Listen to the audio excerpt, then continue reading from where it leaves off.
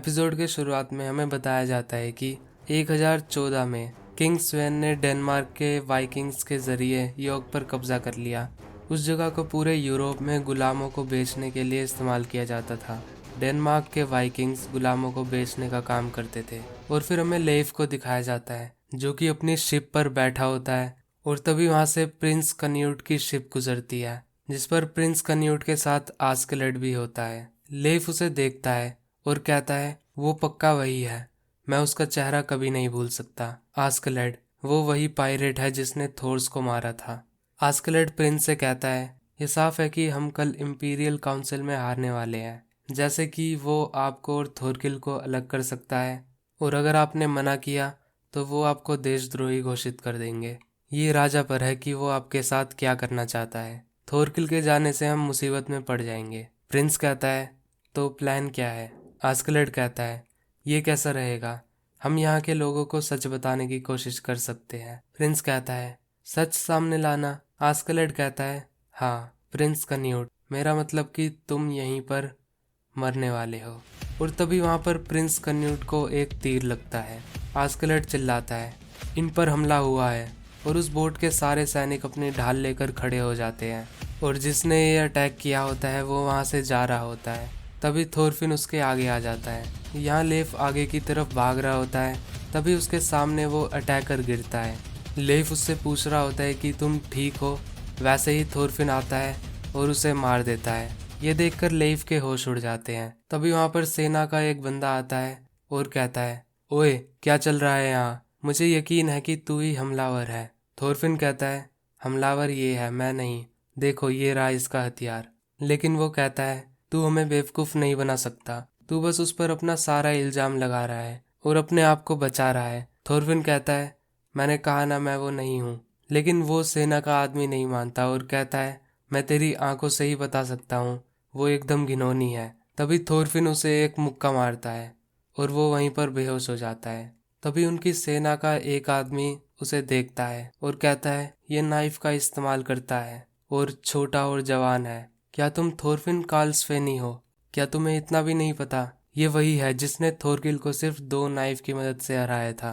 ये राजकुमार के साथ है। और फिर लेif आगे आता है और कहता है क्या तुम आइसलैंड से हो, है ना? थोरफिन, तुम्हारा नाम थोरफिन है और तुम थोर्स के बेटे हो। थोरफिन उसकी तरफ देखता है और उसे पता चल जाता है कि वो लेif है। लेif उसे गले लगा लेता है और कहता है मैं बहुत खुश हूँ कि तुम जिंदा हो। तभी कहानी जाती है प्रिंस की तरफ जिन्हें तीर लगा होता है। यहाँ पर कुछ लोग प्रिंस को लाते हैं और एक आदमी उनके जख्म देखने के लिए उनके कपड़े फाड़ता है और वो एक लड़की होती है। वो आदमी कहता है मुझे तो पहले से ही पता था कि राजकुमार एक लड़की है और वो सारे हैरान हो जाते हैं। तभी पीछे से प्रिंस आता है और कहता है बेवकूफ़ो मैं यहाँ हूँ। प्रिंस कहता है आस्कलेड तुमने एक औरत को क्यों चुना? आस्कलेड कहता है हम किसी ऐसे आदमी को नहीं ढूंढ सके जो आपकी तरह दिखता हो। प्रिंस कहता है क्या तुम इसे बचा सकते हो?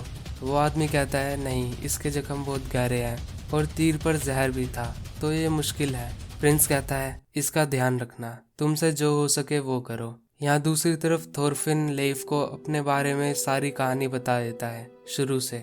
लेif कहता है तो तुम बदला लेना चाहते हो?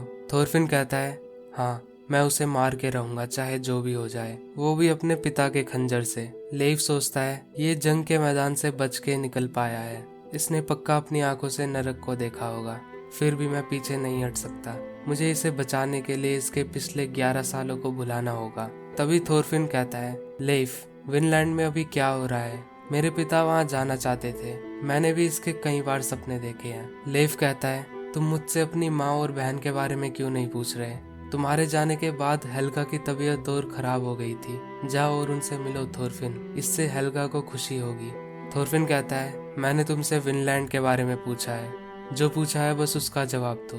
और वो वहाँ से जाने लगता है। लेif कहता है तुम कहाँ जा रहे हो थोरफिन? चलो घर चलते हैं, अब बस बहुत हुआ। थोरफिन कहता है बहुत हुआ? तुम्हें कुछ भी नहीं पता कि इन दिनों मेरे ऊपर क्या बीती है। जब तक आस्कलेड जिंदा रहेगा मैं शांत नहीं बैठूंगा। और फिर थोरफिन दोबारा आगे बढ़ने लगता है। लेif कहता है मैं इसी शहर में रहूंगा जब तक कि तुम अपना मन नहीं बना लेते। और फिर कहानी जाती है बियोन की तरफ और उसके पास आस्कलेड आता है। और बाबू भैया का 2 वक्त का बाटली लेके आऊँ मैं। और फिर थोड़ी बात करके वो वहां से जाने लगता है। तभी बियोन कहता है, आस्कलेड तुम्हारा पैर अब कैसा है? आस्कलेड कहता है, खैर मेरे इस पैर में बहुत सारे तीर मारे गए थे, लेकिन मैं इतना तो ठीक हूँ कि एक तलवार उठा सकूं। बियोन कहता है, ठीक है, फिर कल मिलते हैं।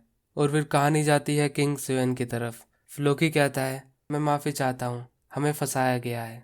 किंग स्वेन कहता है, आस्कलेड वो अच्छा काम कर रहा है, उसने इस शहर को एक बड़ी मुसीबत में डाल दिया है। और फिर उस शहर में ये बात फैल जाती है कि प्रिंस पर अटैक हुआ है।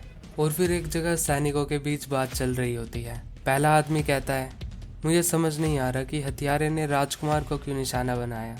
दूसरा आदमी कहता है, क्योंकि वो बहुत खास है, बेशक उन्हें कोई मारना चाहता होगा। पहला आदमी कहता है, लेकिन किंग स्वेन यहाँ है, तो हत्यारे को किंग स्वेन को अपना निशाना बनाना चाहिए। दूसरा आदमी कहता है, हाँ तुम सही हो, और उनके 2 बेटे हैं, और जो यहाँ है वो छोटे वाला है। इसका मतलब हुआ कि तभी यहाँ पर तीसरा आदमी भी आता है और कहता है, मेरे पास इस मुद्दे को लेकर एक ज़रूरी जानकारी है। खैर ये सिर्फ एक अफवाह है। और फिर कहानी जाती है आस्कलेड की तरफ। आस्कलेड कहता है, बिल्कुल सही, ये सिर्फ एक अफवाह है, हमें राजा को अकेला छोड़ देना चाहिए। थोरगिल कहता है, तो तुम ही थे जिसने हमलावर को भेजा था, तुमने ये चाल चली है ना?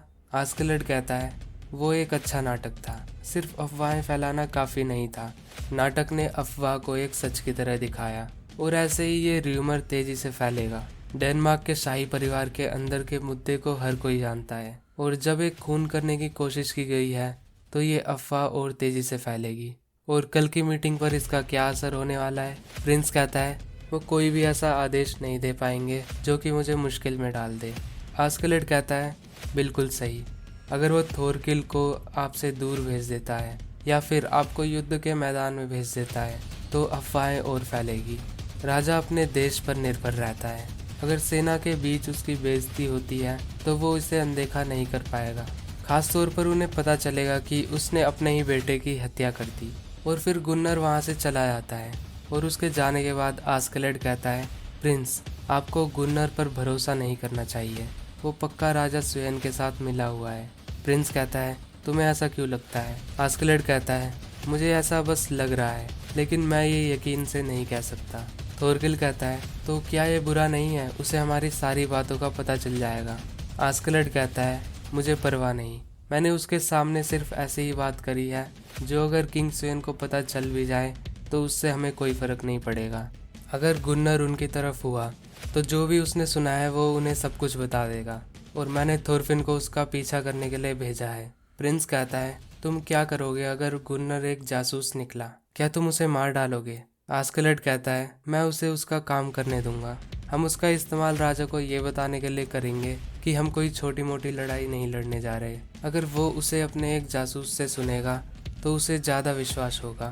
अभी मुसीबत से बचने के लिए दोनों तरफ की जानकारी होना ज़रूरी है। मेरा प्लान अब पूरा होता है, मैं तो बस कल राजा का चेहरा देखना चाहता हूँ। और फिर हमें थोरफिन को दिखाया जाता है, जो कि पता लगा लेता है कि गुन्नर राजा का एक जासूस है। और फिर अगले दिन थोरफिन आस्कलेड के पास आता है। आस्कलेड कहता है, क्या हमें इम्पीरियल काउंसिल में जाने से पहले ये सच में करना होगा? क्या हमें तुम्हारे सीधे हाथ का ठीक होने तक इंतजार नहीं करना चाहिए? लेकिन थोरफिन उससे लड़ने के लिए ही कहता है। प्रिंस कहता है, मैं इसका गवाह रहूंगा, जब मैं तुम्हें रुकने के लिए कहूंगा तो तुम्हें लड़ाई यहीं खत्म करनी होगी। क्या तुम दोनों इससे सहमत हो? और वो दोनों हाँ करते हैं। आस्कलेड कहता है, लेकिन मुझे एक पिछला वादा भी निभाना है, मैं वो पूरा करके आता हूँ। और तभी वहाँ पर बियोन आता है, और आस्कलेड बियोन के पास जाता है, और वो दोनों अपनी तलवार उठाते हैं, और आस्कलेड बियोन को मारकर उसे वेलहला भेज देता है।